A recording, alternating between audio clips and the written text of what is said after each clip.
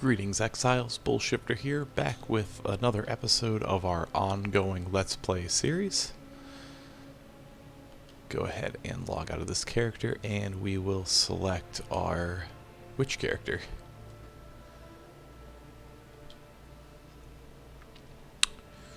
Sorry for starting a couple minutes late tonight. As you can see, I've kind of changed the format of the stream a little bit. I did get a capture card in hopes of kind of being able to customize the streams a little bit, make things a bit more viewer friendly. So hopefully you guys enjoy, and yeah, we're going to go ahead and continue where we left off. So we'll go ahead and see where we are headed to next.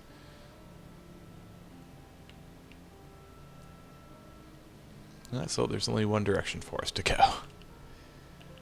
I forgot that we had literally just started this chapter.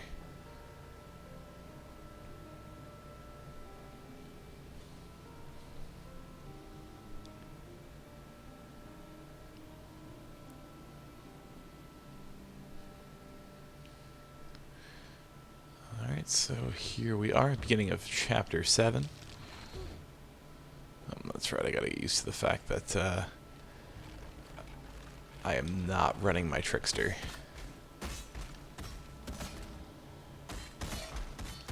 Get some zombies up here.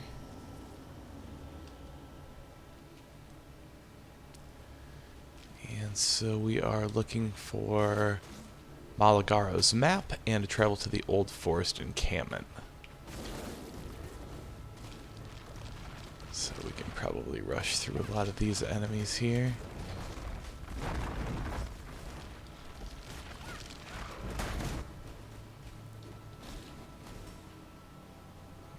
Get out of dodge here. As you can see, Kvass hanging out up there. We've been kind of neglecting him. We may come back and actually do some more synthesis type of stuff later on. Alright, so we're entering the crossroads.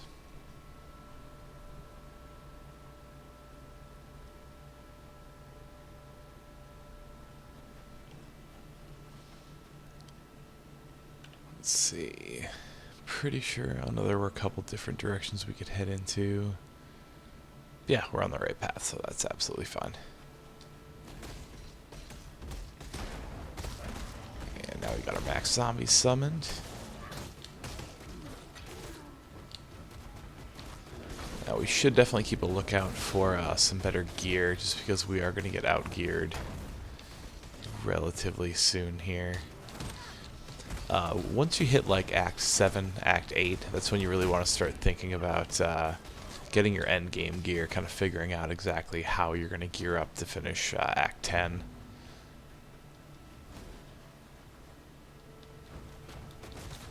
That last Kitaba fight can be pretty extreme.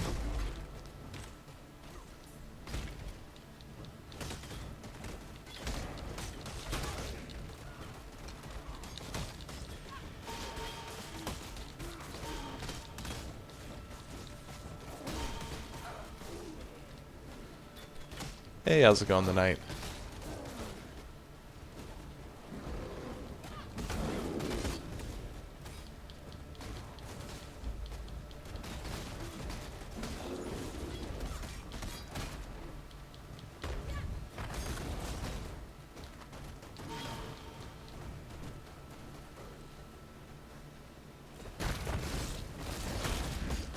Oop, getting a little bit of trouble there. So this area, you're just going to keep getting bombarded with fire until you actually figure out how you're supposed to get in there. So we'll keep pushing along the edge. Typically, as long as you move along the edges here, you'll actually find your destination.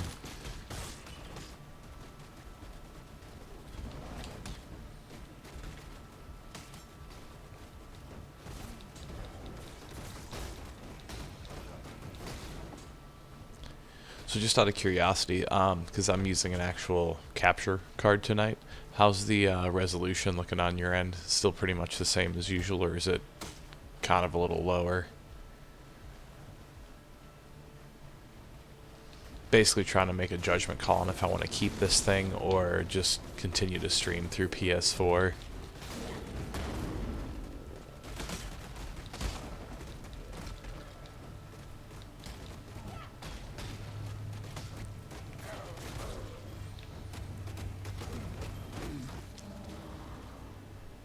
Nice, our Vault Zombies is already ready.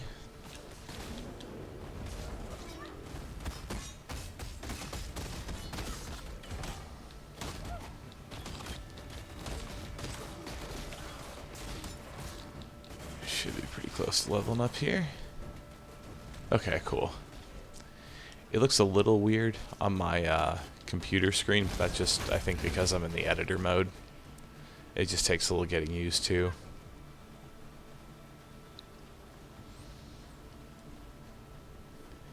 See, I don't think any of our missions yet were in the Chamber of Sins. I think we might be a little bit ahead of ourselves here.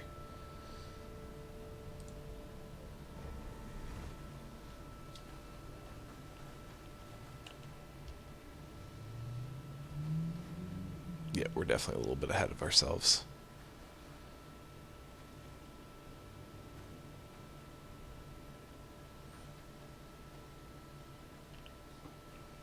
That's fine. We can just head back real quick.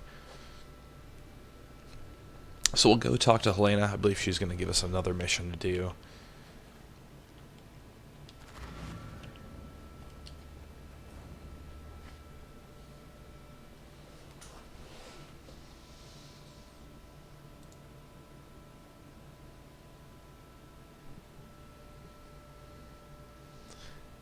Hey, how's it going tonight?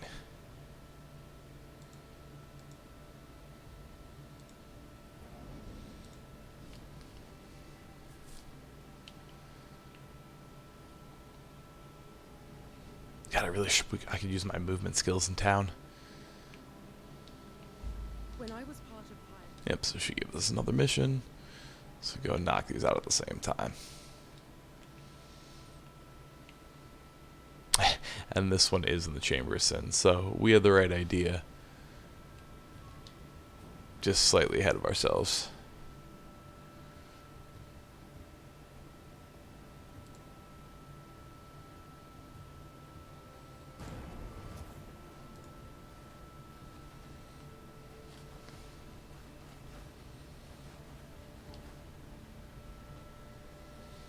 Just a little more loading.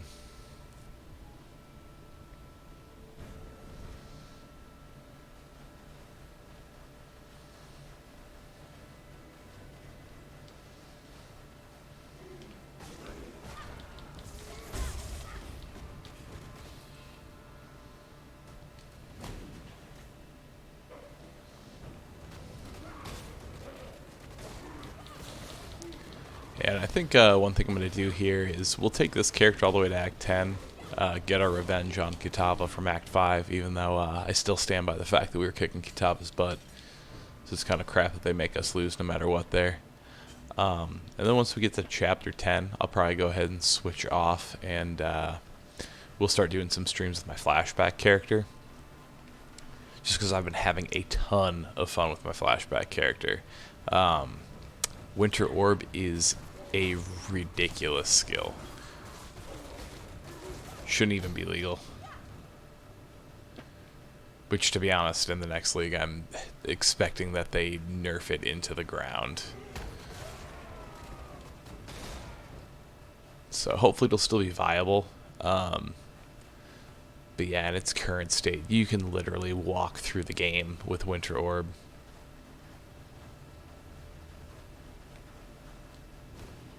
Let alone if you actually like sync up some skills with it. It's pretty crazy.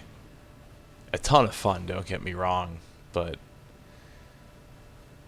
yeah, you can literally walk all over everything.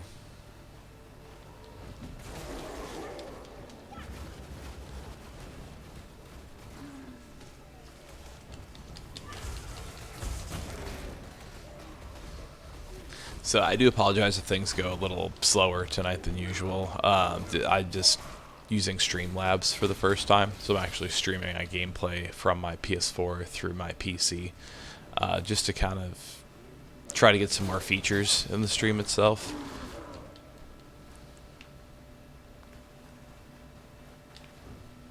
So it's just taking a little bit of adjusting for me.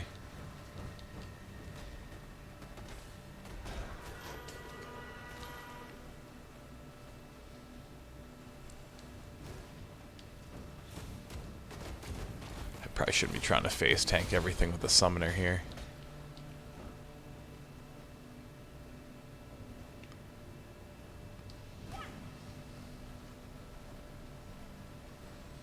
If I remember correctly, it might be on level 2, but I think we do have a trial of ascendancy in the area.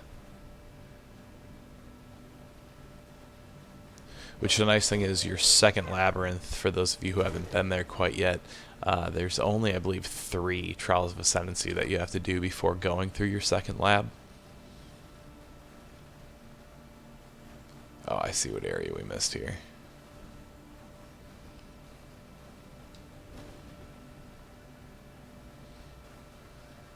I think we have to, oh, that's right, we have to go all the way around for this one. On the mini map or the overhead map, it kind of looks like there's a little entryway there, but there's just a straight wall, and then you come around the back side here, and it actually opens up a little side passage that lets you travel through there. But we can't get through there either.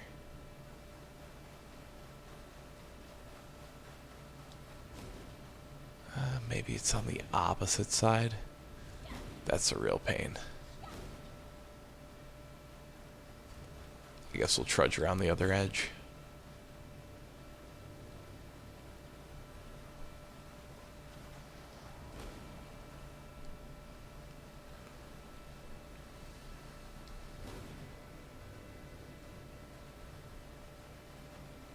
Yep. And we don't actually have that map yet, so I think we may actually have to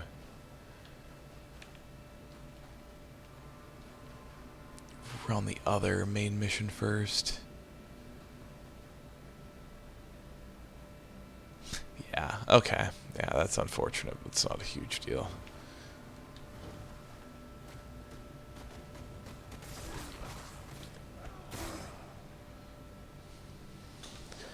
I'm hoping it's not the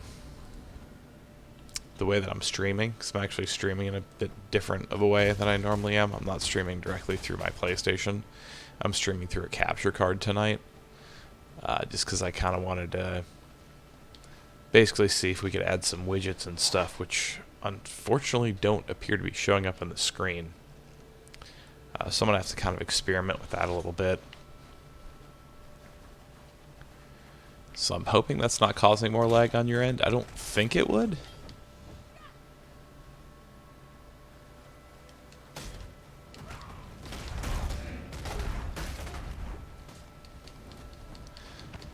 But honestly, yeah, if the new way of streaming here does cause problems for people, I may just go back to streaming directly on the PS4. The main reason I picked up the capture card is towards the end of July, Marvel Ultimate Alliance 3 is coming out on the Switch, which is a game I'm really interested in playing. And I was hoping to, at the very least, record a few videos on that. And unfortunately, Nintendo is a bit behind the times. There's not really any form of streaming software directly on the Switch. So the only way to actually stream your gameplay on the Switch is to have some form of a capture card.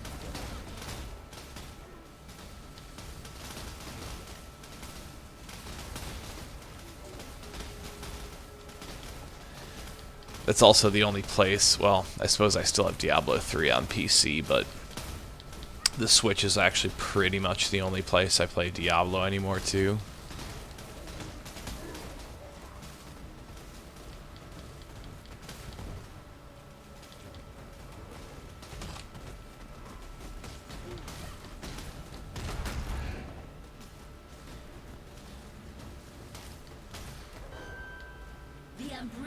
Does that happen often, Chalupa? With your connection?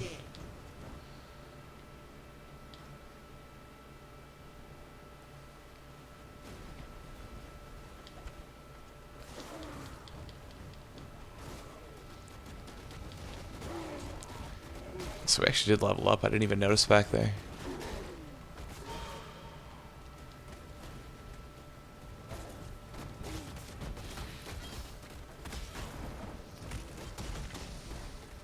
Oh, I see what you're saying.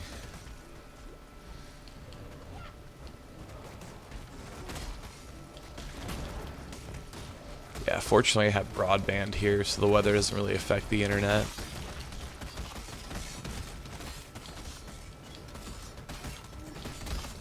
When it works great, but when it doesn't want to work, it's really, really bad.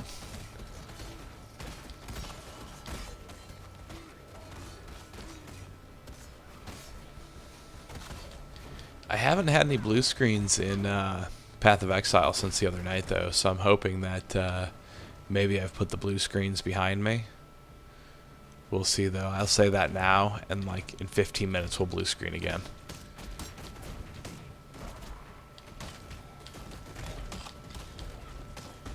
Alright, I need to kill these skeletons. These guys suck. Just move on. Make sure, yeah, we're on the right track. Zip through here.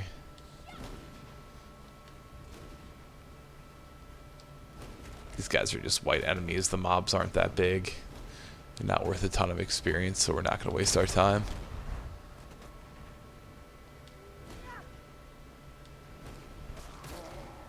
Alright, so this should be the entrance we're looking for. Yeah, we're going to head into the crypt, and then we're going to grab that map, and then go to that map device that was in that other area. So yeah, we were like one main mission ahead of the main mission we should have been in. So we need this map to throw into that device. And that's actually kind of like your mini preview into what mapping's going to be like later on. Because come endgame, you're essentially going to do the same thing. You're going to loot maps throughout the game. Typically, from what I noticed, around like Act 8, they'll start dropping.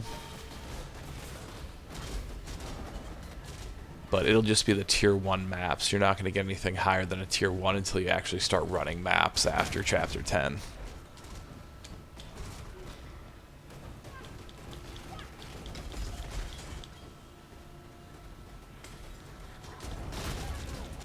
Ooh, yikes. Dang. What's up, man? How's it going tonight? We just got ourselves killed.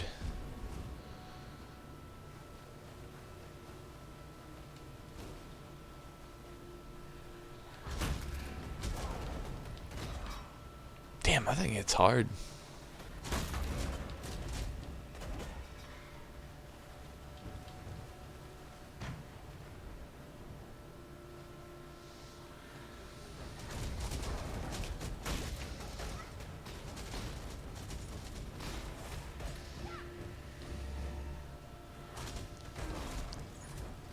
We're just not really getting any drops either, which is kind of unfortunate.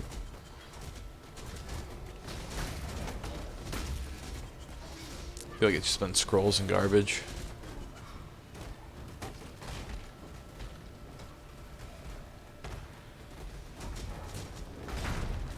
But the nice thing is we're just a few chapters out from endgame. Once we hit endgame, we'll probably switch off to my Flashback character. Maybe do some community plays. Basically just kind of have a few community members join me during the stream, and yeah, we'll play through some maps. So yeah, if you guys don't have your Flashback characters ready yet, you know, get those guys ready, and hopefully sometime next week or the week after we'll start running some maps together. Ooh, that hurt. It caught me deep.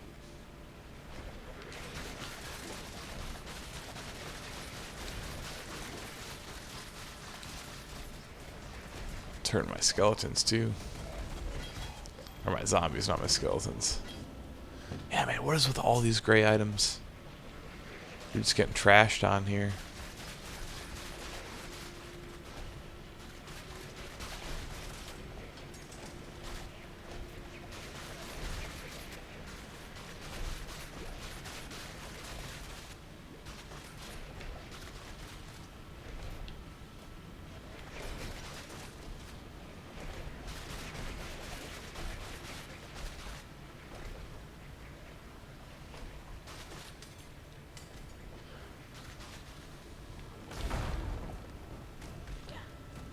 There's definitely a little bit of a latency thing going on with this capture card, because I'm kind of out of the way of some of those traps.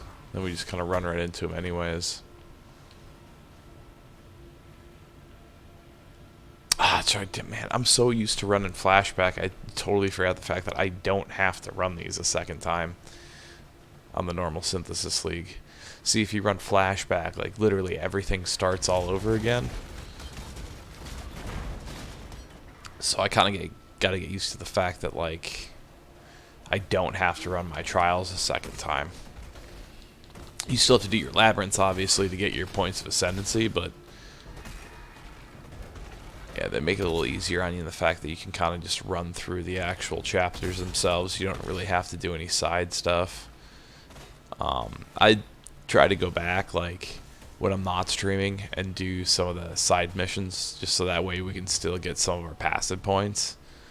But aside from that, I try not to really waste a whole lot of time during the stream doing side quests. God, nothing but white items. Just drop me a Baron helmet game. That'd be glorious.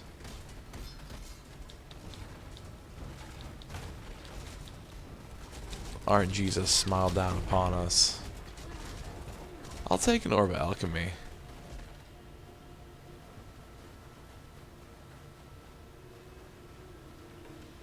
A Regal Orb or an Exalted Orb would be nice too.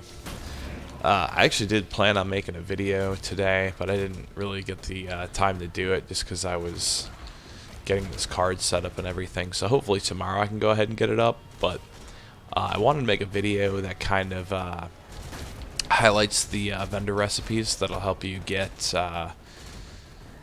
Exalted, Regal, and Chaos Orbs.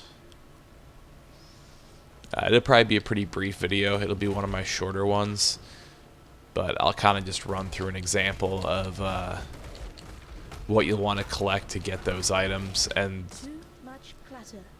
dagger, it's not going to do us any good. You'll have to wait until like later game to really be able to utilize the recipes, because they require you have higher level items. They'll have to be level 60 and higher. I need to pick that up.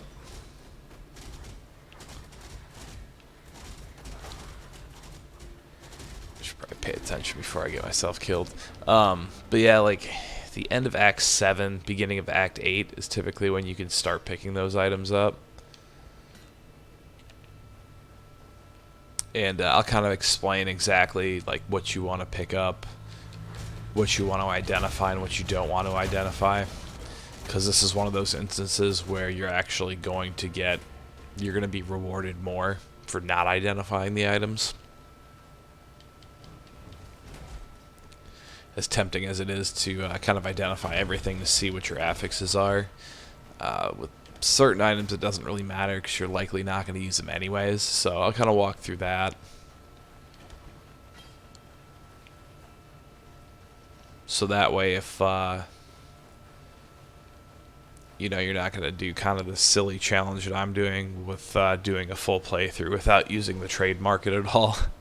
It'll basically help you guys earn up some currency, so that way, even, you know, with the market inflation, you should hopefully still be able to afford a couple of your items.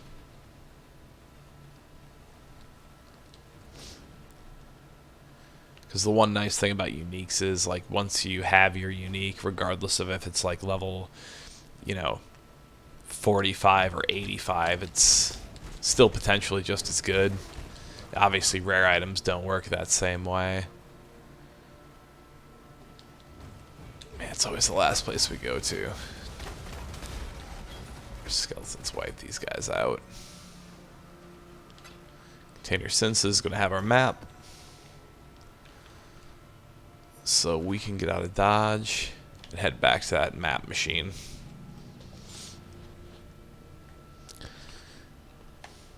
Which endgame you'll actually be able to put one of those in your hideout, which I had totally forgotten about before.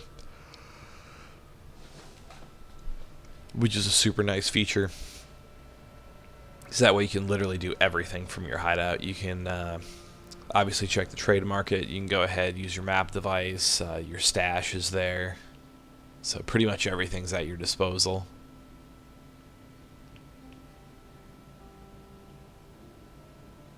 Let's see, did we have any missions to talk to anybody here? No. So we're just going to the Chamber of Sins.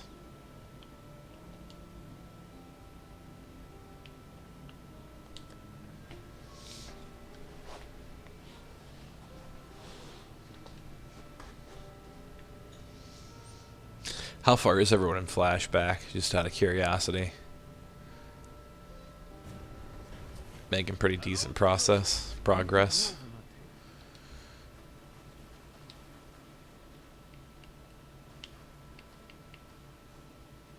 It's a weird looking map.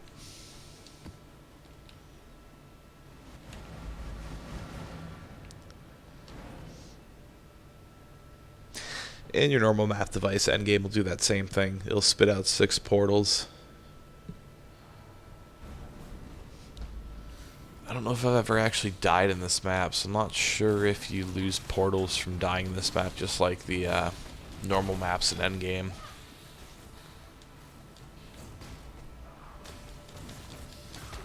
Now you probably noticed, like, pretty much the only flasks I pick up at this point in the game are superior flasks, and that's just because of the fact that they'll help me craft glass blowers baubles, so that way I can, you know, use those to upgrade my current flasks that I'm actually going to be using.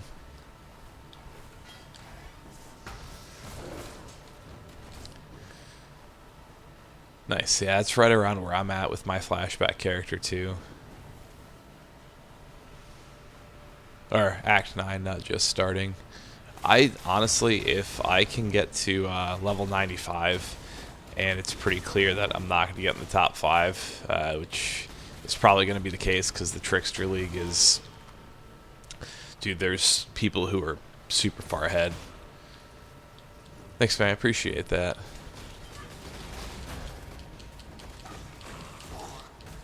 Yeah, there's like tons of people who are already like in the 90s.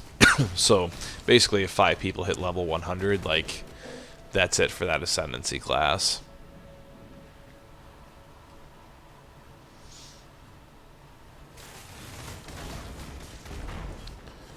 Yikes. So I might make one more character, but I don't know, like I've already made 3 characters just in the Synthesis League already. Because I started off with my Templar, then we did the Witch for the stream, and then, like I said, the Trickster that I made that I've been having a ton of fun with.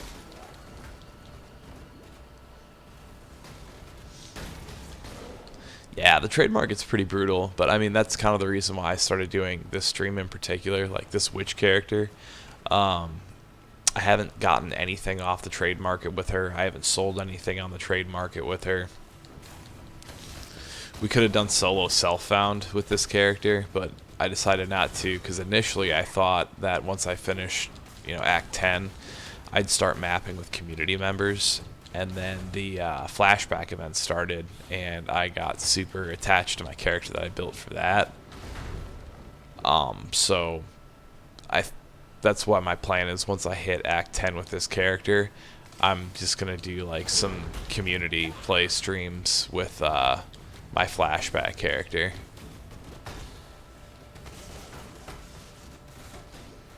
$96, man, you're going hard. That's good.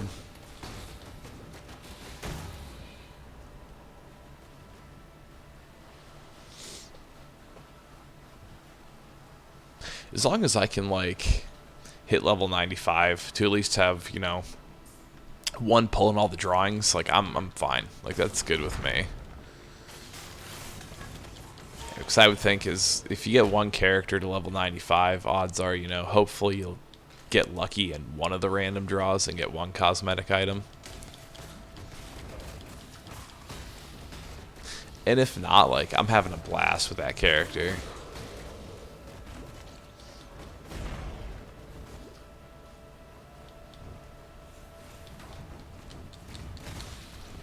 I've run into that too, and I don't understand it. Like, with my Templar, there was a scepter that I really wanted to get, and like eventually I ended up getting it from someone. But I would actually offer them like their asking price, and they'd decline, or they'd tell me that they wanted more. And it's like, dude, like I'm already, kind of overpaying you here and giving you what you priced it for. Why are you gonna ask me for more?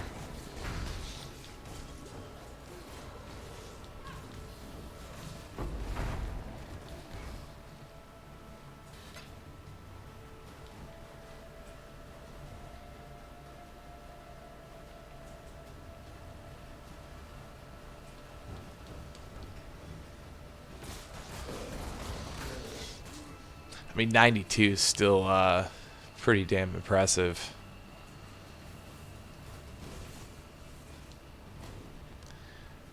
I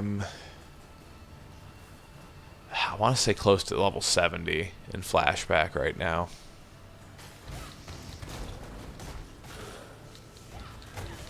I spent a lot of time in Act 8 optimizing my gear. It was worth it though. Like that character, he's ready for Kitava.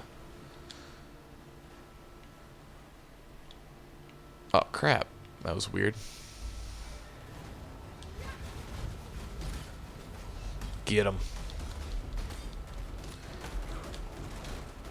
Oh, he's so screwed.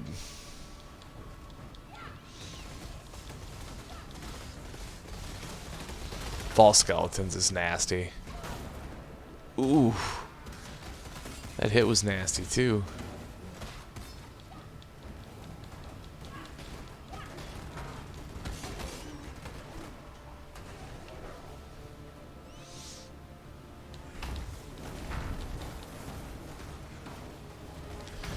As everyone can probably tell from my streams, I'm not much of a racer. But I think for the amount of time I've actually put into the Flashback event, like, I've actually gotten pretty far. I can't complain.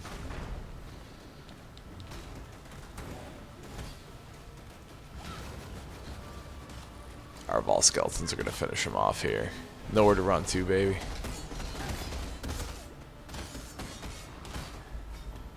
There we go. Black Venom. Be nice, those boots were decent. Give us another Pantheon skill. And I'm guessing our next mission is just to go back into town and talk to some people. That's usually the case.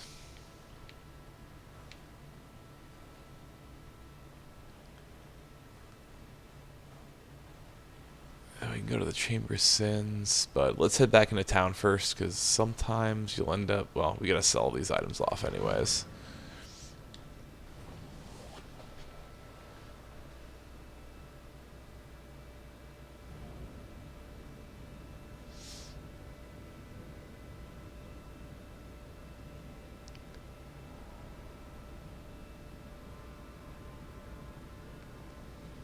Yeah, I don't quite understand that either. That's kind of what I thought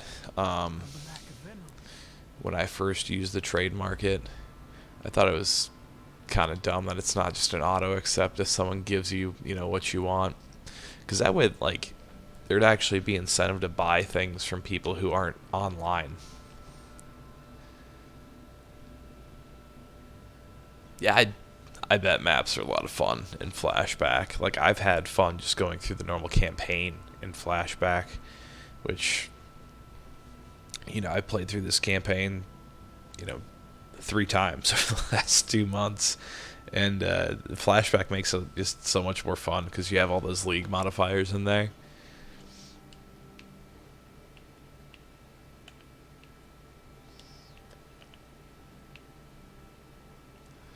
Probably want to sell some stuff off before we try to turn in a mission, and that's why.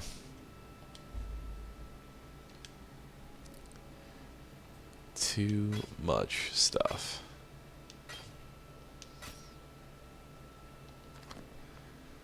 Anything good? Not really. Same amount of cold resist we've already got, so yeah, it's not really worth it.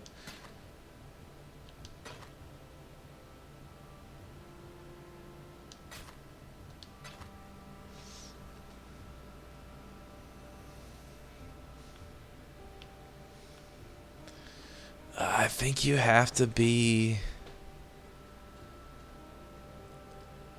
That was like a level 60 item. Or no, it's not, because like a lot of people equip it early game. Honestly, on PC, the Baron Helmet's only worth like a Chaos Orb. I'm not even exaggerating. It's not worth a whole lot at all. Like, we'll find some here, because the market on Flashback is still relatively bare.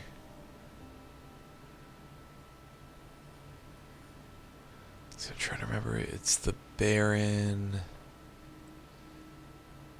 Close Helmet. So yeah, level 26.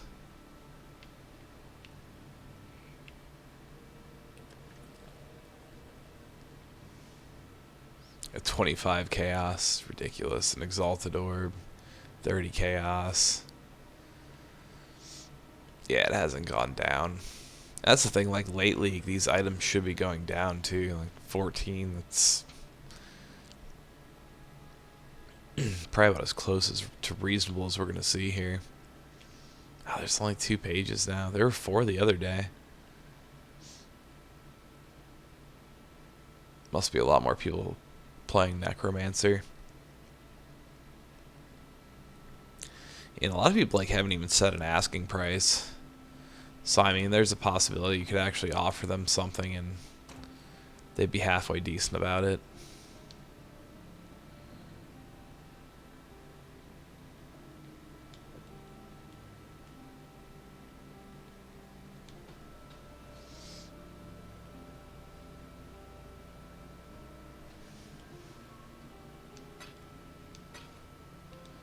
Yeah, Harbingers are, they're good for that, and they're Harbinger Shards. Which is literally the only place you can get those in the game. Cold damage. Just chaos resistance. We don't really use that much mana either. That's kind of what's been hurting us with this character, is it's just been so hard to gear because of the fact that, like, pretty sure like half of this gear I have right now is like self-crafted from like white items, because we haven't even found like decent gold items to supplement in.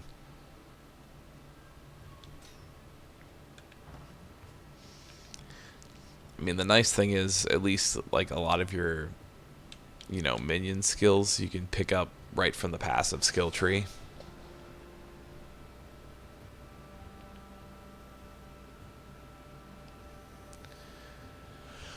It really depends on what you're looking for divination cards. Because different areas will actually have different divination cards that are there.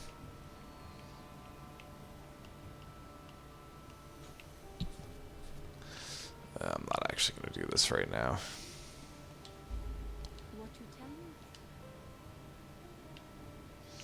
Kind of more fun to let our skill points collect up and spend a few at the same time. One place I would suggest searching for some divination cards would be the Blood Aqueducts, just because you can get a Tabula Rasa there, which is that 6th link with no stats that we talked about before. The Beast, I honestly don't remember off the top of my head where that one is.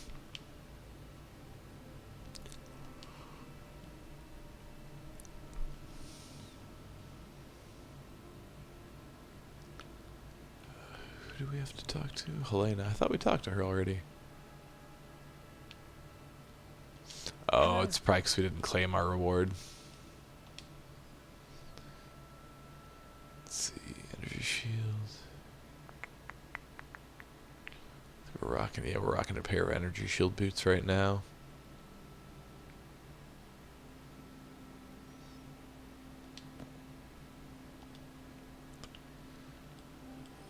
Please give us something good.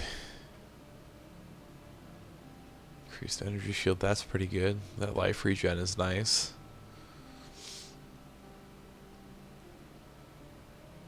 We'd have to recraft cold resistance on it though. And we lose lightning resistance, even though it's not that much. tier 8's pretty bad.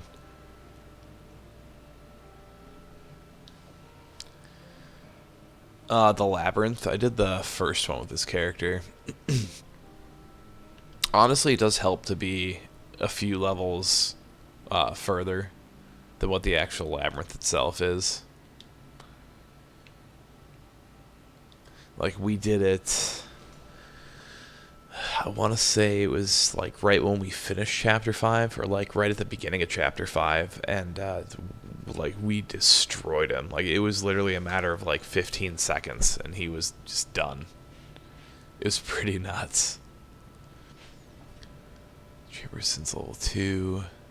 Yeah, so we just have to travel forward. It's kind of weird that these portals actually stay open even though the instance reset. Oh, Einhar's here.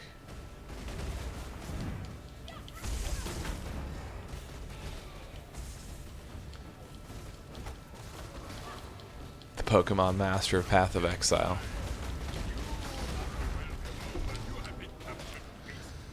Well, I suppose I asked for a unique. Didn't specify which one. It's not going to do us any good. But at least it's a bit better than the white items we had dropping left and right.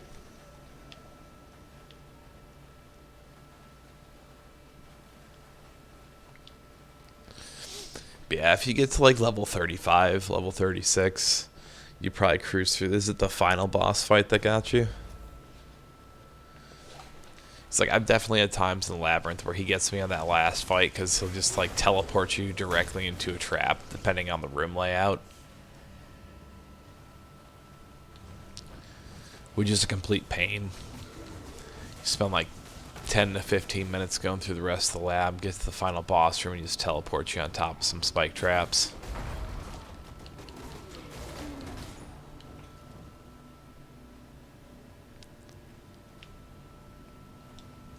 Probably about my least favorite thing that happens in this game. Well, that and blue screens.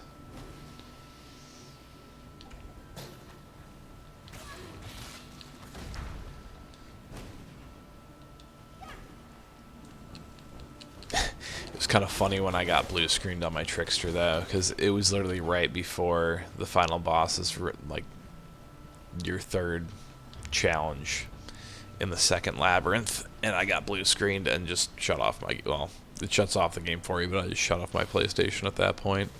Took a little break. Just didn't want to run the labyrinth again for a second time in a row. Crap, didn't mean to do that. That's fine.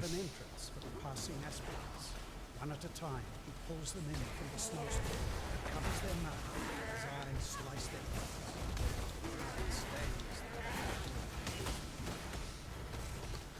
Let our skeletons kind of distract them over there. So usually when there's 3, it's a pretty safe bet you're going to have one directly in front of you. Now, it looks like there's more decay coming from behind us, so it's more likely that we're actually headed right towards the second one. I guess technically the third one, since it counts the first one. Yeah, it's right there. So like the game's actually set up to put the decay coming from the opposite direction of where you need to go. We're just going to run in there because we don't need to grab anything else. So that's something to keep in mind if you're running Fractured Memories. Usually that decay is going to actually cover up those areas last. So if you have a good idea of where it's coming from, obviously you're not going to run directly into it anyways, but it'll give you a good indication of where you need to go right away, so you can just rush that area.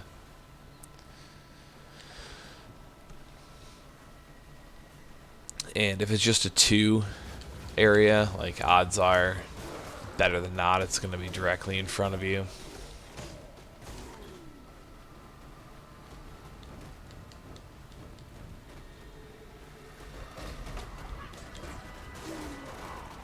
Siege helmet. I don't think we'll end up using that though.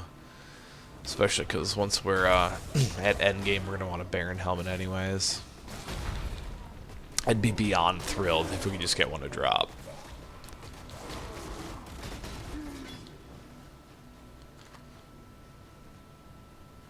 I'd be beyond thrilled, honestly, if we had an item drop that we could actually use.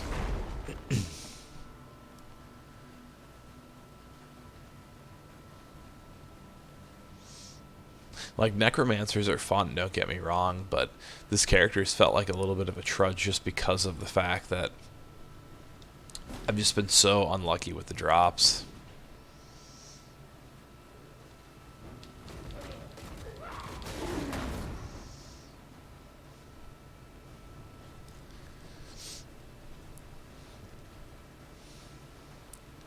The one thing that's kind of unfortunate about the Necromancer too is once you get into the end game and your build really starts to shine, you realize that the game actually hasn't been optimized for that many minions to be on the screen at the same time. So you'll actually end up lag dying a few times.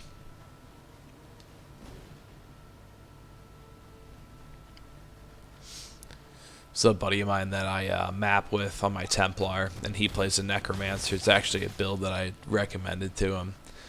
And yeah, his minions just lag the screen constantly. We've both lag died a few times because of it. Hopefully it's something they fix, because like endgame Necromancer is super fun to play.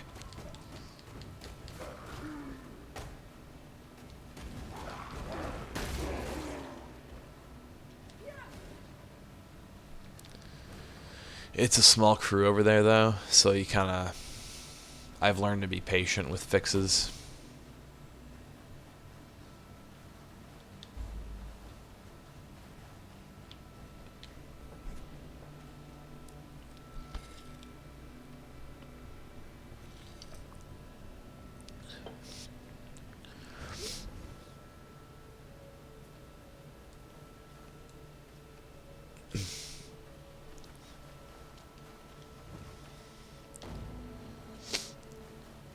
We might do a stream one of these days here too, or we just do a bunch of lab runs.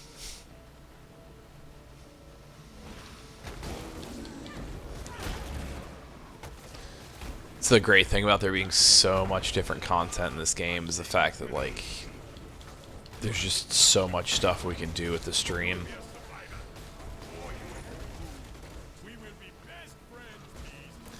Like running through Acts 1 through 10 without using trademark, it was just something I wanted to do first. But I mean, after that, our possibilities are pretty much endless. We can do lab runs, we can run maps, we can delve, we can do the memory nexus. Do not worry, little bee. We are friends now.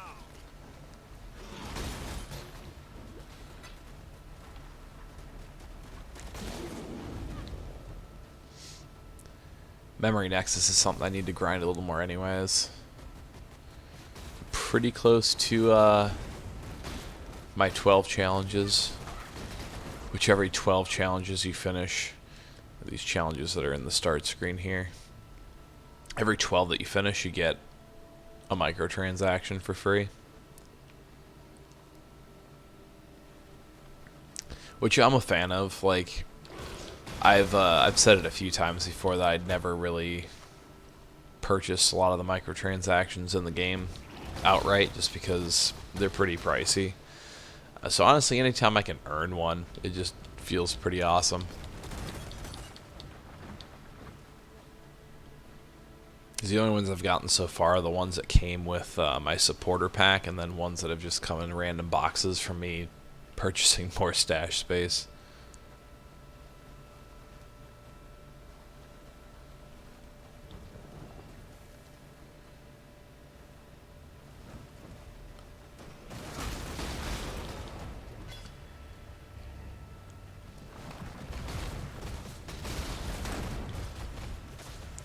I'm not quite sure I know what you mean. You mean like if you get swallowed up by like the collapse in the memory nexus?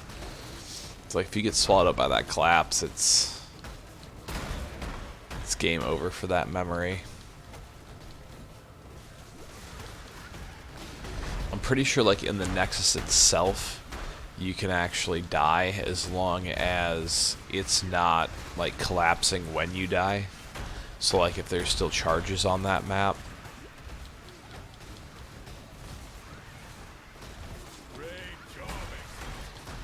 But if there's not any charges left on the map and you die, then it's basically the same thing as being swallowed up by the map itself.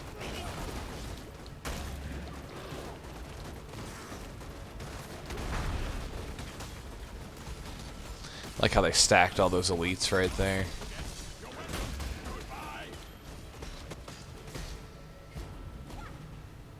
Bye, Einhar. It was fun, bud.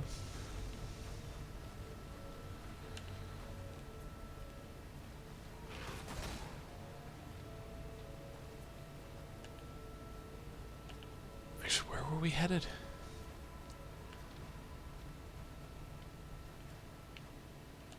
Essentially everywhere except for back into the Chamber of Sins.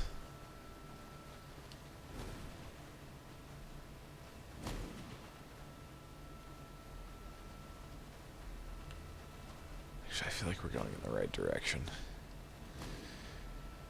I get a little lost in these maps when they like close off a specific area that you were in before, and then you have to back travel just because it's not really instinctive to do that. Try to get through here a little faster.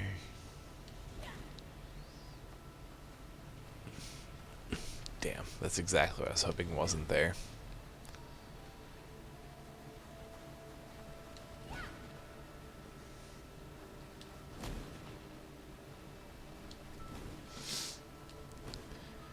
Yeah, the memory nexus can be pretty fun though, especially after you stack a few modifiers in an area. It kind of feels like the Flashback League then. So you can stack up to 5 modifiers in one area, and it spreads to each adjacent map to the spot where you set it. So basically, the best way to do it is to just set up your 5 modifiers on one of the stage pieces that has pieces all around it. I hate getting frozen like that. And then essentially just run the opposite direction to get those modifiers.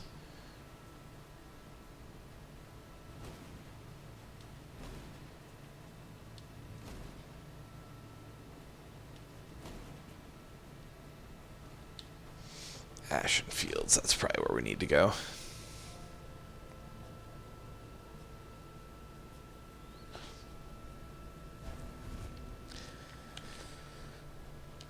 But yeah, these later acts are actually pretty interesting just because of the fact that, like, you essentially see, you know, the characters all kind of go through their own storylines.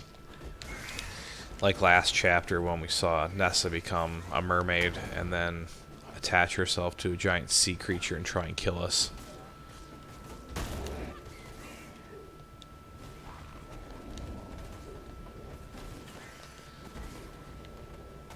That might not be a bad little area to grind some XP, but actually, go ahead, skeletons. Go kill some stuff for us.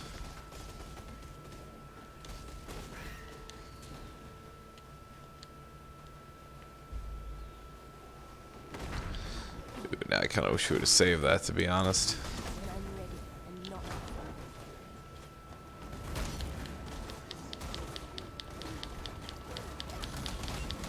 Gather some more souls for this fight.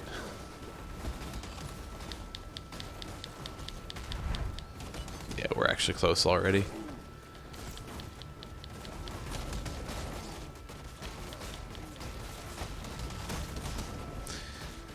It's like the other thing I didn't really think about, because I kind of wanted to do like some boss walkthroughs and boss tutorials throughout this stream too. Oh, we're gonna die. Chaos damage sucks. But like running a necromancer, it's really difficult to tell like exactly what you're doing, and you can actually kind of beat some of the mechanics without even really thinking about it, because your summons just take everything out like it's nothing.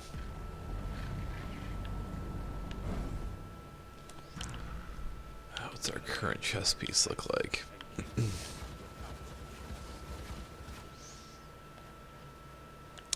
I don't think I wouldn't use a Regal Orb at this point anyways, and it's a blue. So that's something to keep in mind too. I hate running into blue items that have like decent sockets that are all linked, because then you're tempted to actually, you know, do something with them crafting wise, like mid game. And like, I don't really want to do anything with them mid game, because in order to upgrade them from a blue to a gold, like I have to use a regal orb, which is worse, you know, more than a chaos orb. So like, that's not necessarily something you want to invest in an item that may not even be good. Otherwise, you can just use an orb of scouring and then elk it. Or I suppose you could use an essence too. But still, like, it's just... using an orb of scouring kind of sucks, because that's about the equivalent of using a chaos orb. Almost rather it just be a nice, you know, white base, and that way I can just YOLO elk it and be done with it. Let's see, we do have... talk to Airmere, turn that in. And then we can look for the Lost Temple at that point. We have to head in that direction for 2 separate maps, or 2 separate missions. Actually, of course we have the waypoint for here. We're sitting on it right now. And that's one thing I always recommend trying to do through the main story too, is like try to chain your missions together. Because typically you're going to have more than one mission that's going to have you go to the same area anyways. So as long as you can time it out, that's how you can kind of get through a little bit quicker. Like I said, I'm no racer by any means, but I do try to be somewhat efficient when I'm going through.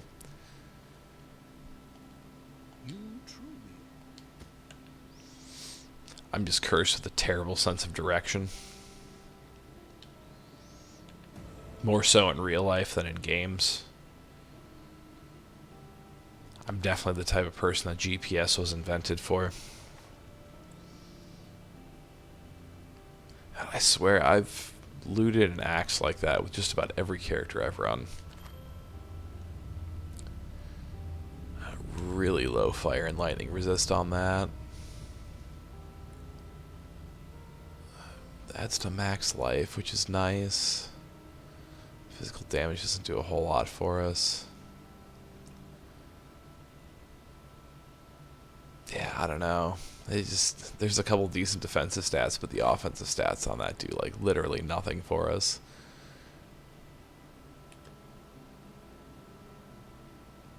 That circle of the dexterity on there, we probably need to keep some of our gear equipped.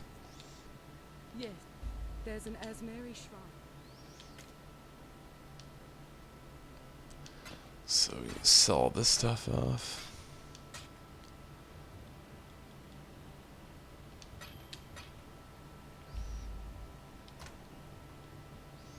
Just stash this and move on. What's going to end up happening is, since we haven't had a whole lot of luck with getting items to drop that we can actually use, then we're going to end up getting like 6 in a row.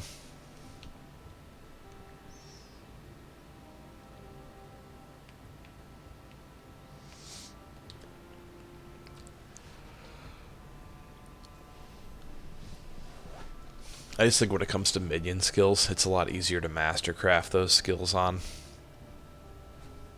So you almost are better off just getting defensive skills on most of your gear as a necromancer.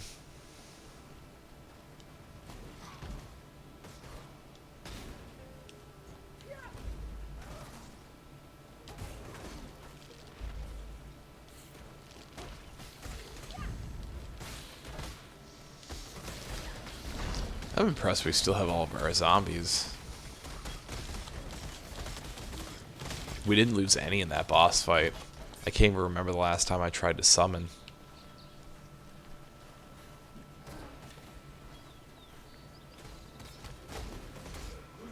So we could go turn in that mission to her. I think that's literally all we had to do.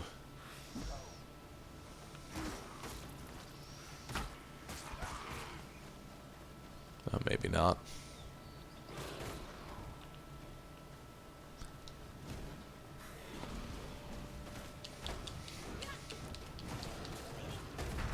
Weather's sitting a little better out there now.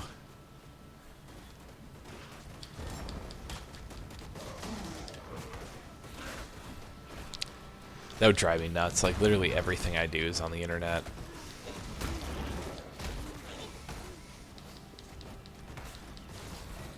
Even like my day job.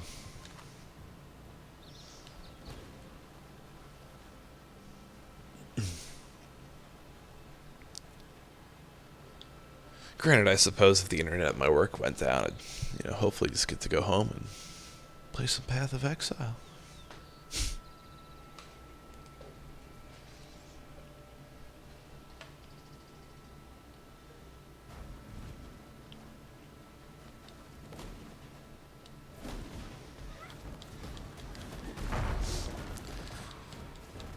Hopefully I don't sound too bad on this stream. My kid's been in daycare for a few months now, while my wife and I are at work during the day, and poor little dude's been sick, like, basically since he started daycare. All those kids just do nothing but spread germs to each other.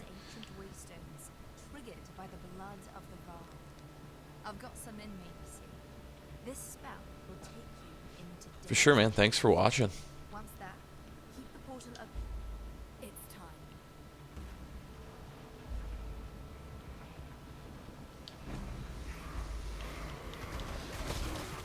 Oh, this is gonna be rough.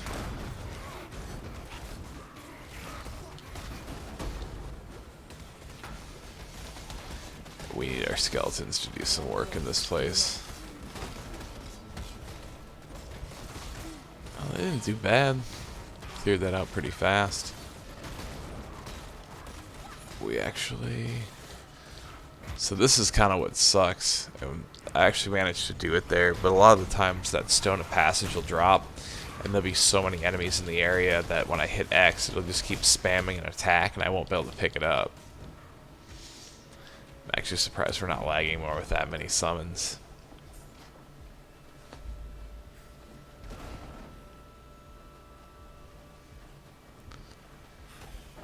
Yeah, dude, like, he never got sick, and then, like, he started daycare. Just, like, he hasn't not been sick since starting daycare. That's actually not a bad little mask right there. We could actually craft some life onto it. Gain a little bit of mana, some more energy shield. And evasion rating on top of it. Granted, we're not really stacking evasion rating, so it doesn't matter. Increased stun and block recovery. So that's actually kind of a little better than what we have now. We'd have to roll sockets on it and connections. But I might keep this down here just to consider using. Plus, it just looks awesome.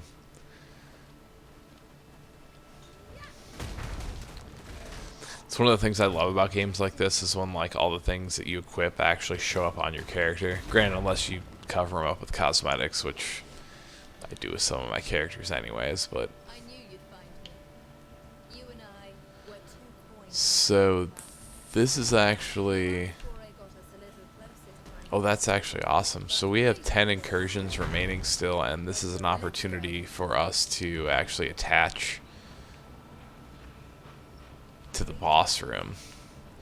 So we view the temple here. So we're going to be running the Splinter Research Lab. If we can head to that area on the left and actually open that up, we'll have that boss room opened up. So then basically we're just looking to connect the tunnels or the entrance to the hatchery, and we can actually do a full temple run. changes this map of mine. With enough under our belt, perhaps the temple's current location will And we could actually connect it to the cloister too, and all we would need is one of these two connected to the apex. But since we have an opportunity at the apex, we're definitely going to take it.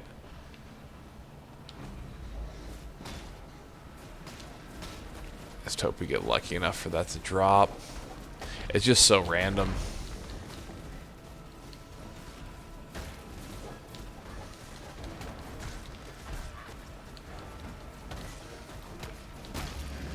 We need to not die too.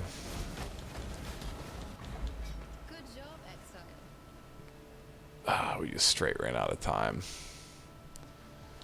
The temple looms closer with each new That sucks. me again, and we'll continue our task. Whatever, nothing we can do about it now. We still have another 9 runs at the temple anyway, so it should be fine.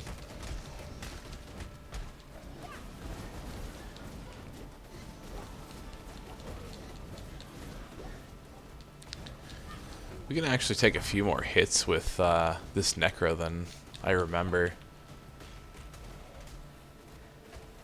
I suppose. So we've got 2,000 life and close to, oh wait, that was mana that I was looking at. Well, 525 energy shield. So essentially like 2,600 health all put together. Chaos damage is still only bypassing like 550, well, the 560. Or no, we had 525. I'm mixing up the mana and energy shield stats that we had.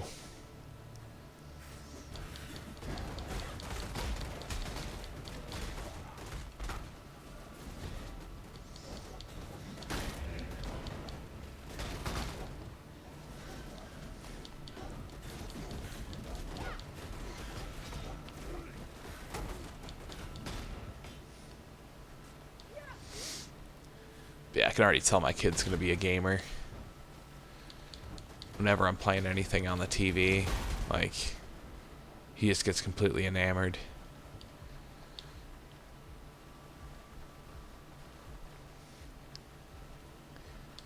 But for the most part, I don't really play a lot of games around him just because, you know, not the kid shouldn't play video games, but he's, you know, so young to the point where he's got other stuff to learn first.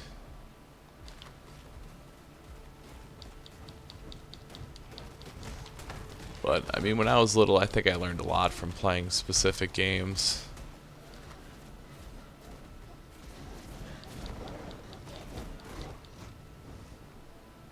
Crazy as it sounds, I think Pokemon taught me a lot.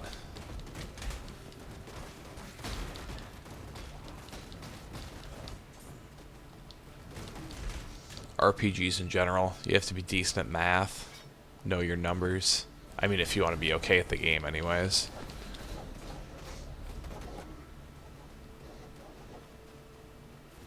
Yeah, we'll go snag that last incursion. It should be the last one. Typically you only get 3. Ah, there you are. Ready Oh, look at that. They're nice enough to give us another shot at the apex. the more you change my mind. It's time.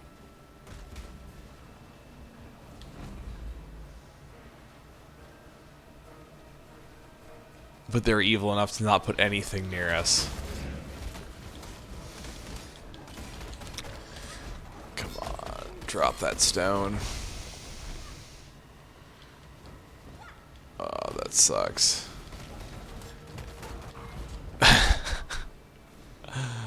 Oh, the game hates me.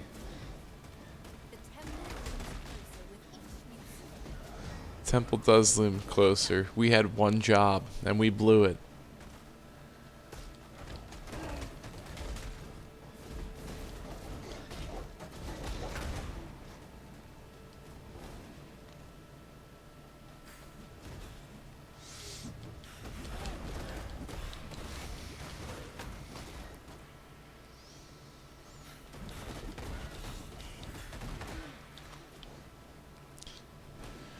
So I think, was it season 17 of Diablo comes out this week? Probably play a little bit of it on my Switch while I'm like at my lunch break at work and stuff.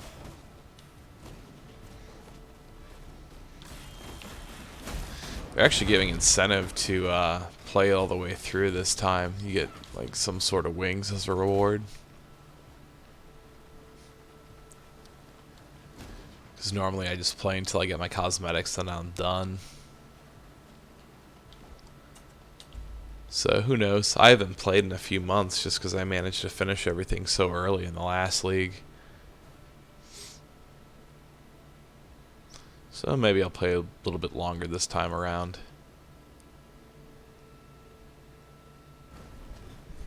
It's hard to be motivated to play it at home at all though, since Path is out on PS4 now.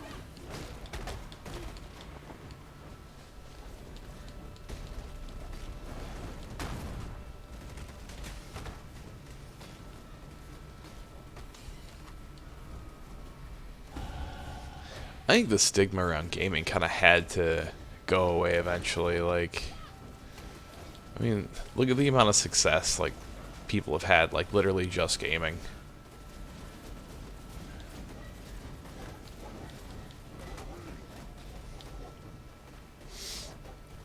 You know, I know everyone, you know, when they talk about streaming, they talk about Ninja, but like, I mean, you know, like, he's a good example. Like, dude's set for life, and he did it through gaming, and like, it's not like he's just some lucky guy who, you know, just caught a big break. Like, he worked hard. He's a smart dude. Too much clutter.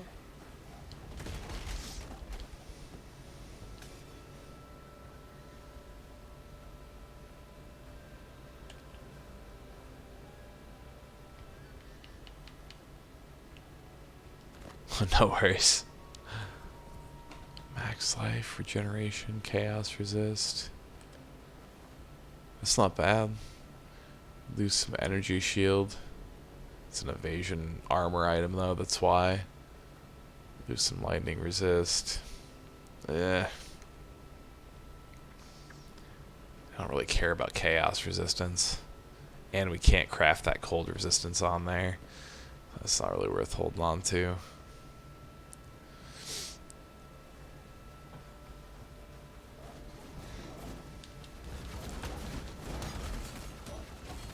That's kind of like one of the things you have to balance at this point in the game is like you'll run into items that sound really good. They'll increase your life and possibly give you some more mana or some more damage output. But like if you have to sacrifice like 30% resistance on an item, it's just not worth it.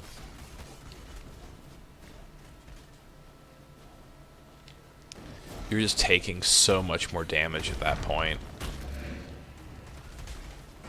I mean, it's to the point where, like, even if you have high enough life percentages through your passive tree to where you can turn, you know, that plus 20 to plus 30 life into, like, 100 or 200 health, that percentage of damage that you're going to be taking, you know, essentially losing 30% resist to something, it's just, it still isn't worth it.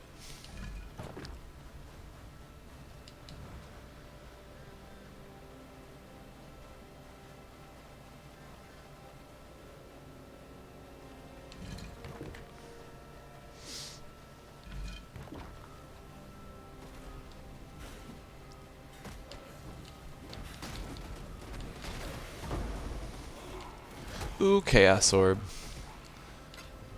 Fantastic.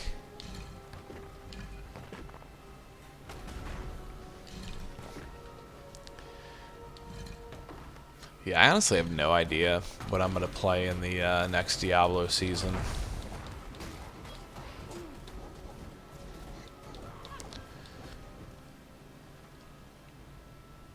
It's just one of those things, like,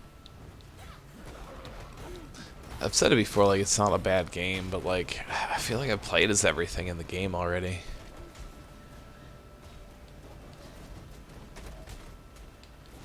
I had extra fun last season because I played as a witch doctor, and witch doctor is just an awesome class in general. It's a ton of fun. Why am I holding on to bows? Not even chromatic items. I must have accidentally picked up a bunch of stuff.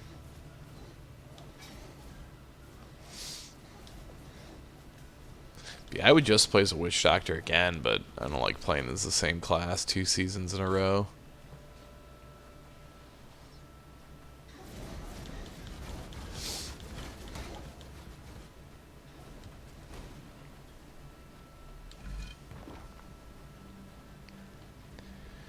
I mean, that's what I really love about Path of Exile is the fact that, you know, there's like 7 different playable classes. You can completely base a build around a couple of skill gems, which there's literally hundreds of. You know, you're typically only actually using 2 to maybe 4 attacks, typically 3.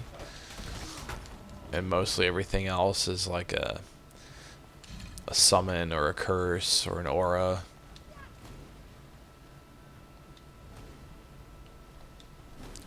Just so much theory that can go behind it.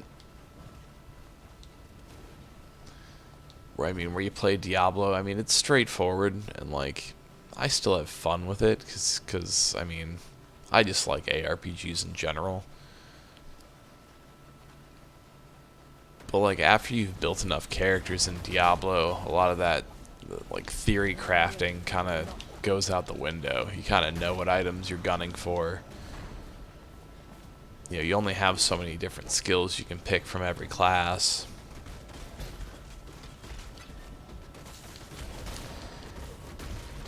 I hope if we ever do see Diablo 4 that it's just a little more open-ended and that they don't release it on a cell phone.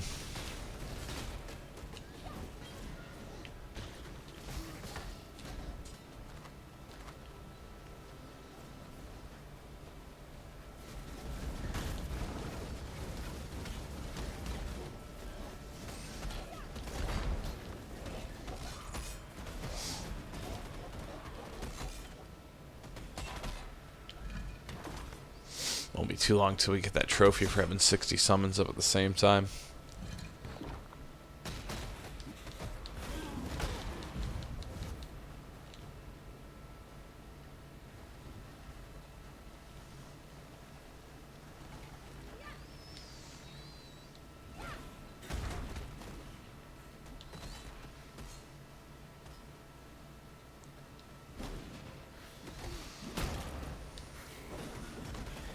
Leave us alone.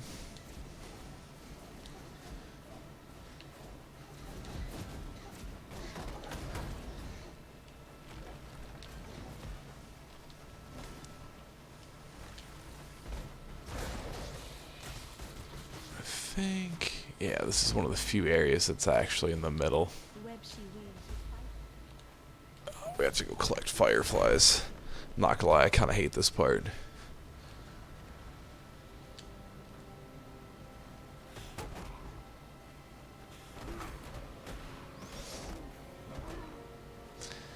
So another thing to keep in mind too, if you're just trying to run through an act somewhat quickly, you can differentiate like the main chapter missions from side quests, because your side quests are always going to be blue, and these gold ones are your main quest. Your labyrinth shows up as gold too. I'm not quite sure why, but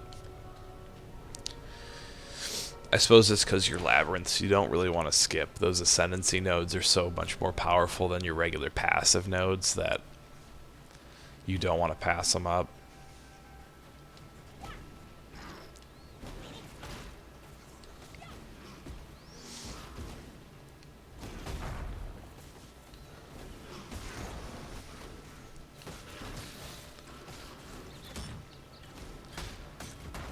I'm a little disappointed, like the chat overlay and stuff. I didn't quite get it to work for this stream, but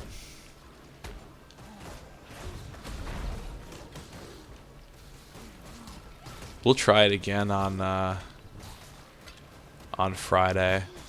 Hopefully we can get it then.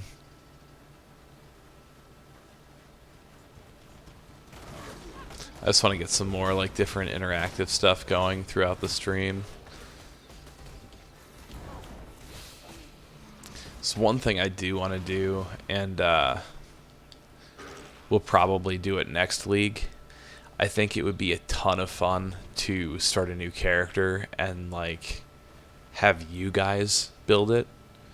So basically just like do a poll on like what our next skill point goes into, or you know, which item we pick up and like equip and use, or like what mastercraft we put on an item.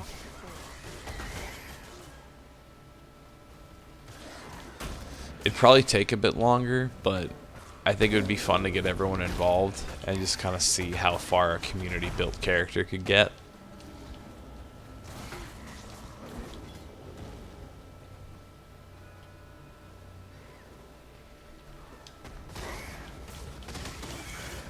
Now that I think of it, I haven't built a monk in a really long time.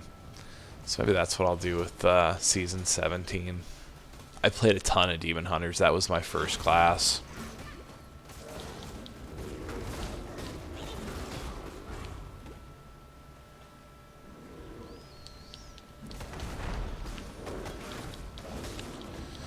I've always tended to favor ranged characters in ARPGs.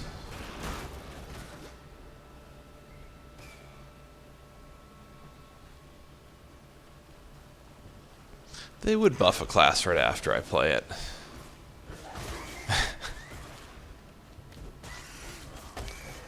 I honestly don't even mind. I had so much fun with the Witch Doctor last season.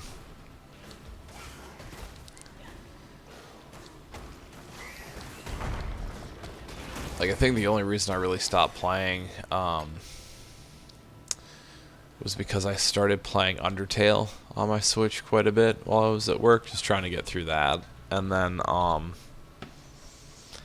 at home, like at that time, I kept trying to play Fortnite and what's Apex Legends, which at this point I'm back to that point where I'm just so burnt out on shooters that I can't even think about playing one.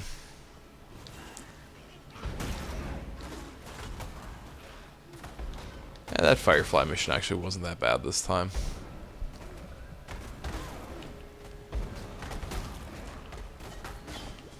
Better be careful, I'm not gonna make it out of here alive. Can't use a dagger. See, this is what I mean, like a blue item could potentially... we're not really running evasion, so... And we're not running strength yet.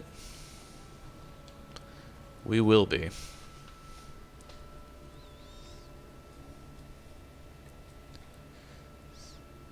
But yeah, I'm excited for next league in Path of Exile. It'll give us some brand new mechanics to go through. I'll get to make a video for you guys, kind of giving you some strategies behind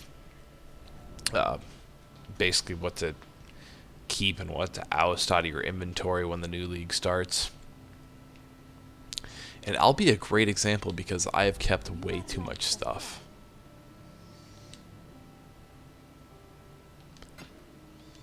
Like, my stash is going to be stupid full.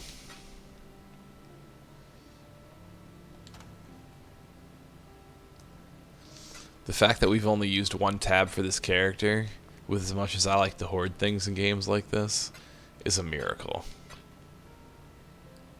Nothing short of amazing. I feel I have failed you.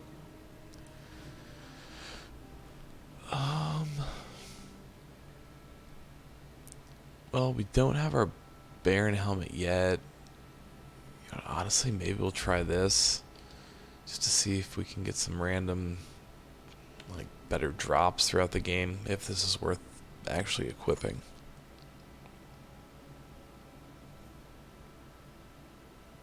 $12 resists.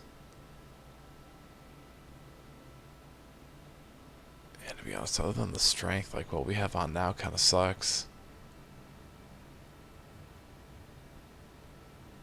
Our lightning resist is terrible.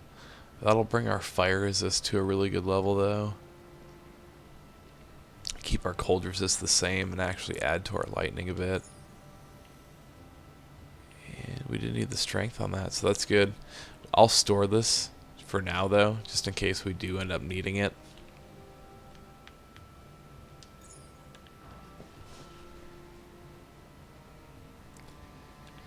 And then we just had to go back and open that door.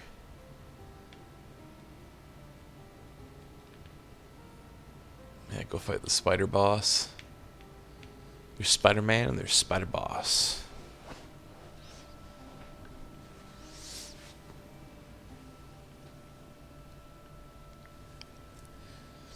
I can't really describe how excited I am for Ultimate Alliance 3 though, just because it's the closest I'll ever get to playing one of my favorite ARPGs, Marvel Heroes again.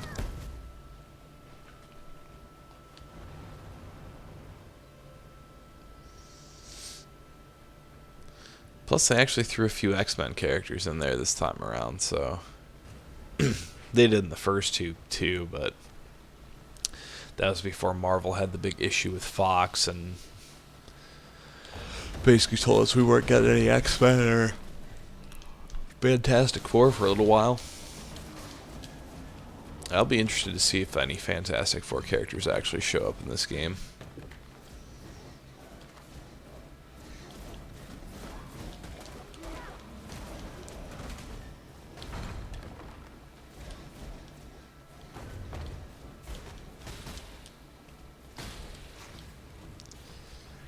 But that's another game I'll definitely be making a little bit of content for. Bring the beast in my sight, Exile. You have been captured, beast. You will be a survivor. The only thing that's unfortunate about capture cards when it comes to the Switch, though, is the fact that you still have to be docked. And to be honest with you, when I play my Switch, like 90% of the time I'm playing in handheld mode.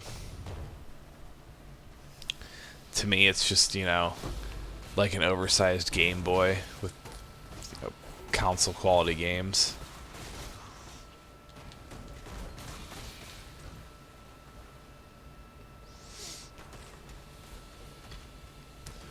I think that's my favorite part of it. It just reminds me of being a little kid again.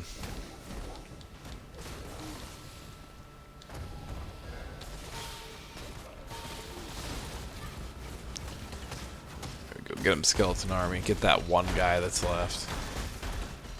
We will be best friends, beast, until we slaughter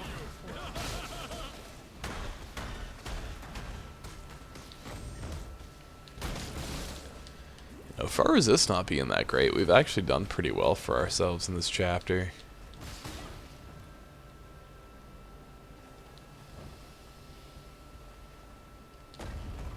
Could have sworn we opened that door.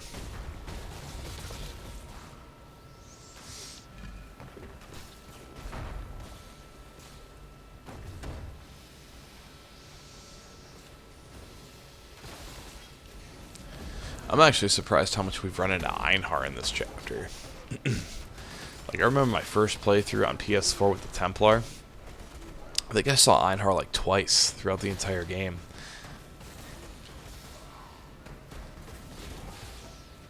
I feel like he's been here through a quarter of our stream.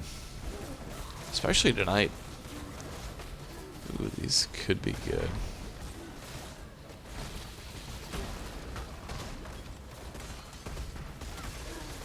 I'm always hoping to see a close helmet, to be honest with you.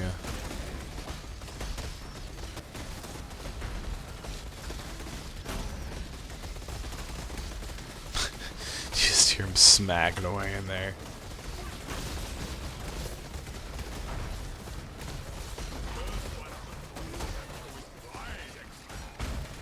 I can't even pick up the mitts because there we go. There's so much stuff going on around.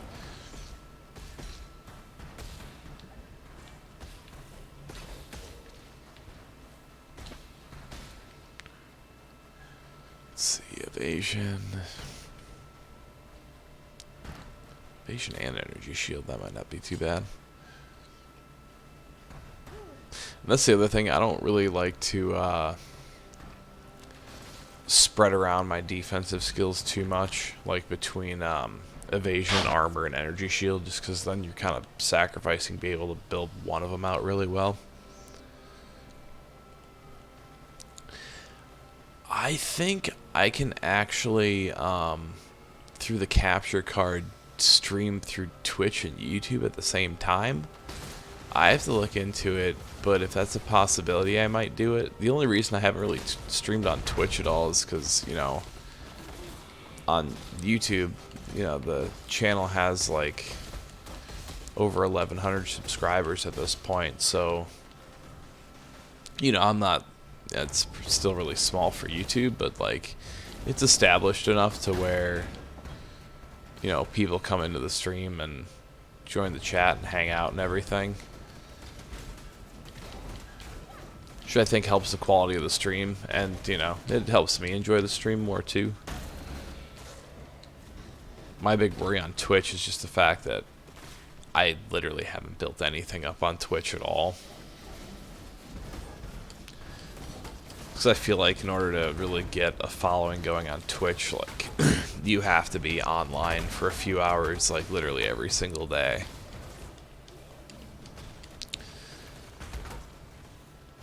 Which, believe me, I wish I could do, but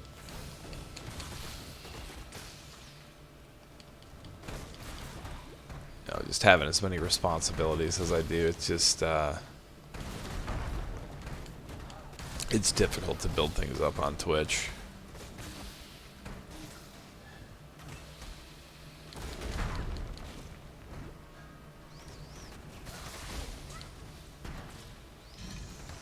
YouTube's a solid platform just because of the fact that, like, you can stream here. Granted, I know not as many people like to stream on YouTube as opposed to Twitch. But then, like, you can also make just, you know, your regular content too, like I do with the tutorial videos and everything. It's just a lot more open-ended. But yeah, if I can stream on YouTube and Twitch at the same time through this program I'm using,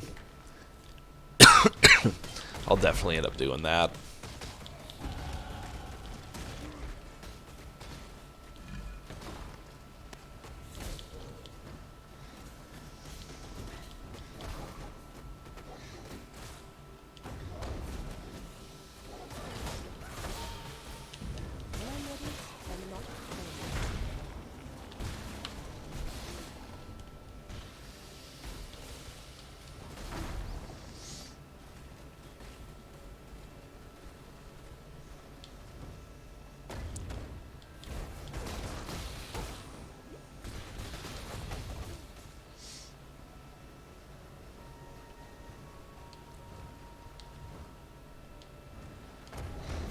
Struggling to open that door.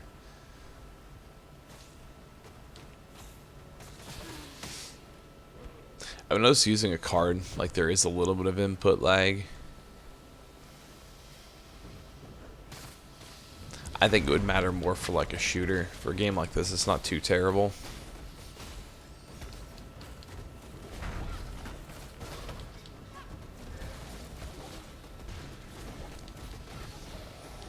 I don't know if any of you guys have used a capture card before, but it's pretty interesting. Like, there's a lot of stuff you can do with it.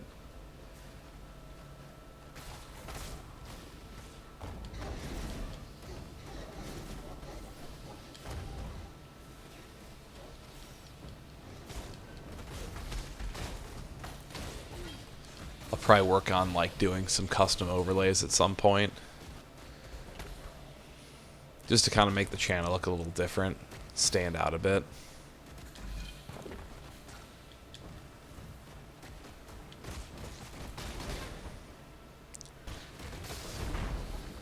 I ended up doing design in college anyways, so it's kind of in my backyard. I should say it's what I finished up college doing. I started off college actually studying video game development.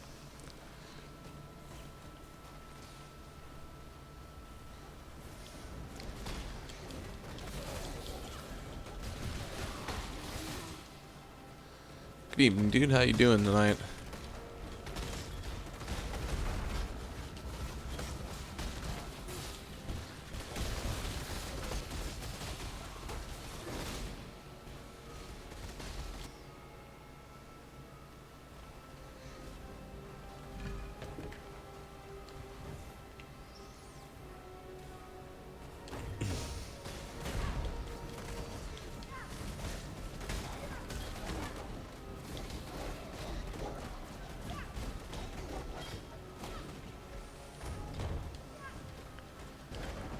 Say the one thing I really like about some of these later chapters too, after 5, is just this monster density is nice. Yep, this is my my zombie Vol skeleton build.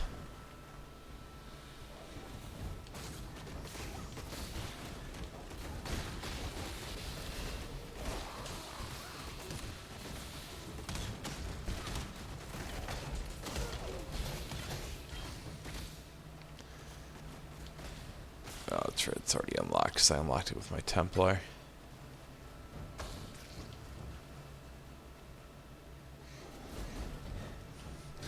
Yeah, I'm enjoying the Necromancer while I can, because I know eventually here I'm going to have too many summons to be able to play smoothly.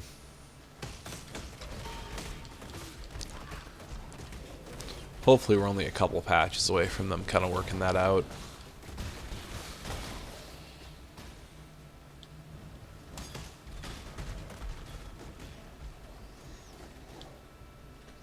Yeah, once you get to like that 50 or 60 zombie range, like your frame rate just dies.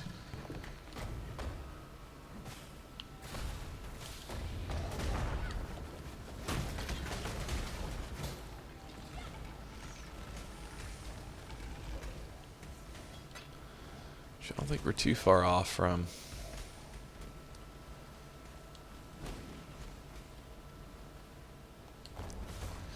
God, I almost forgot how many levels there were to this place. Feels like you just keep climbing down. Here we go. We really should have built up our Vol army for this.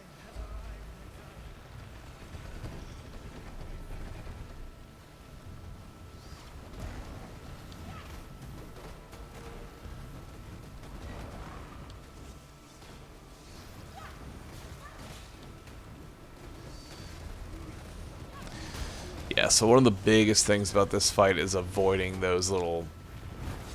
They look like lasers to me, but they're not lasers. Those things do a stupid amount of damage. Our ball skeletons are almost ready.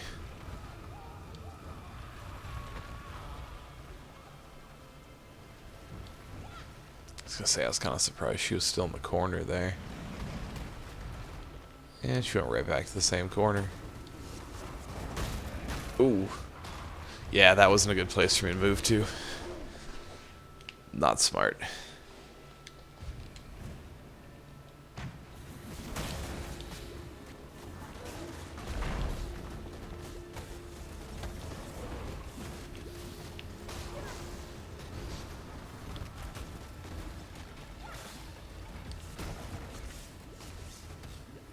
No, no, no, no. I saw myself slowly moving that way. I'll have to check. I haven't checked in a little while, but I know it's got to be a decent amount of this. Ah, I got distracted. Actually, let's take a look. This all depends on how many fall skeletons we've got going.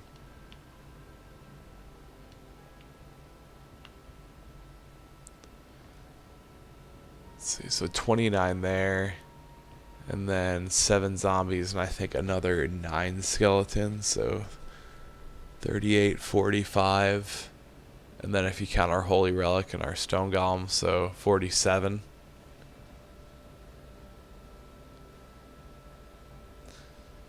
No, the only time they'll lose charges is like if you're doing the labyrinth. When you go into the boss room in the labyrinth, your charges will reset. I hate this boss fight.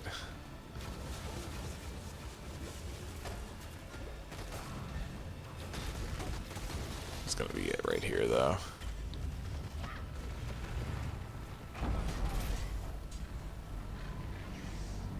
Wouldn't it be the entrance to Act 8 and not the exit to Act 8? We're exiting 7 and going to 8. That's worded kind of weird. Grammar police.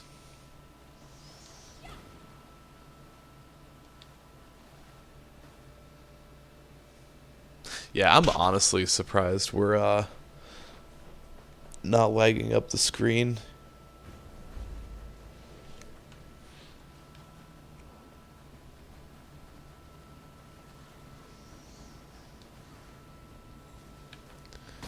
So yeah, that's Act 7. I moved through that kind of slowly, admittedly.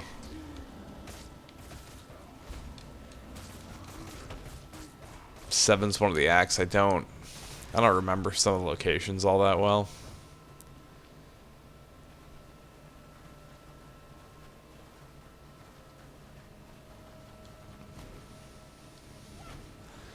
Yeah, I think we'll work our way towards the hub, and then I'll probably call it a night from there.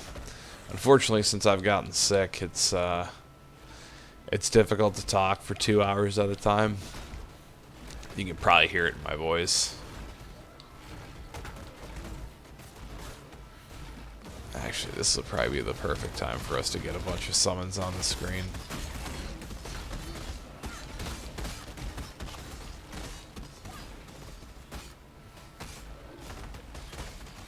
Maybe he doesn't count the skeletons on that towards the trophy.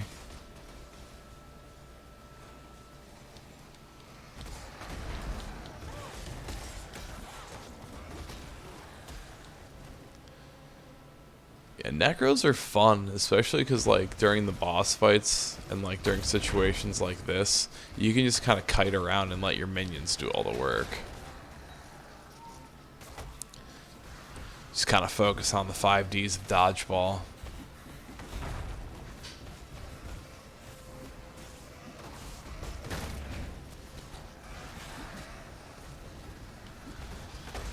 Like right there, our Vol skeletons are already filled from all the kills we got.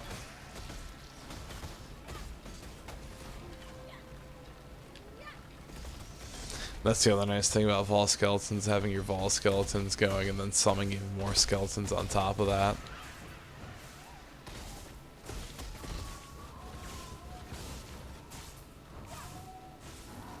There we go. That took some work to get to.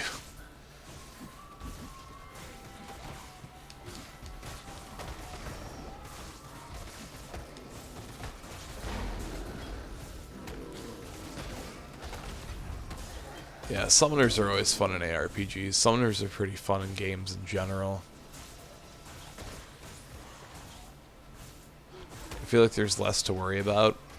Like, I honestly am not a huge fan of the gear that we've picked up so far with this character, but because of the fact that we've done well with our skill tree and, you know, the game's a little more forgiving because we kind of have meat shields in front of us, it actually hasn't been that bad. Ooh, what dropped over there? Ooh, cartographer's chisel. That'll come in handy later on.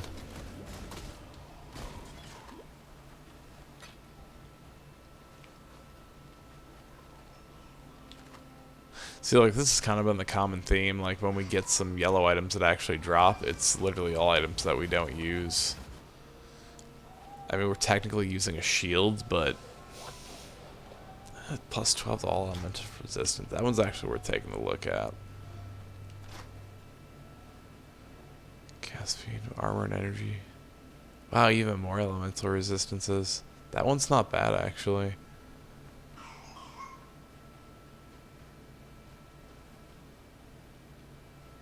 Let's see, and it's 2 prefixes, so we can actually mastercraft some life right onto that too. Yeah, we're probably gonna hold on to that one. That might be one we actually use. And that's one thing I would definitely highly recommend people get comfortable with. Like, mastercrafting will take your items from being good to being great.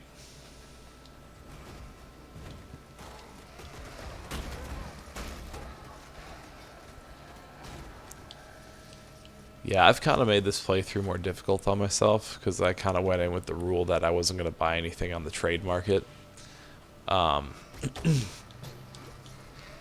Just because I kind of wanted to show people that even though the trade market sucks right now and people want to overprice items and kind of slow down people's progression, that, you know, you don't necessarily need those items and you can make it through without them.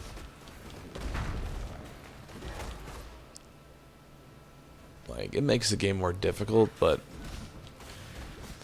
at the same time, I think putting yourself in a position like this where, like, you can't obtain, you know, those really powerful, unique items that are just, you know, build changers, and kind of forcing yourself to, you know, learn what attributes you need to loot on certain items, and, like, knowing what to mastercraft and remembering what modifiers are prefixes and which ones are suffixes for when you do find items. I think it just makes you that much better of a player. And, like, I'm hoping people will be able to kind of go back and look at this stream and be like, oh, that's what he did there. Like, when people are in a rough spot, when they hit the wall and are kind of trying to figure out what they need to do with their gear.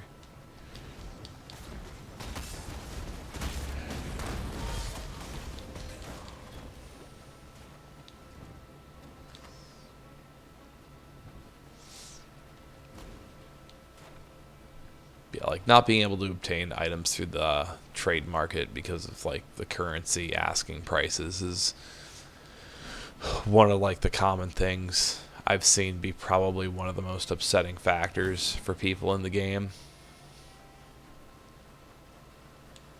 So yeah, my big reason for doing this was literally just to help people out. That's kind of the point of the channel in general, but especially these streams in particular.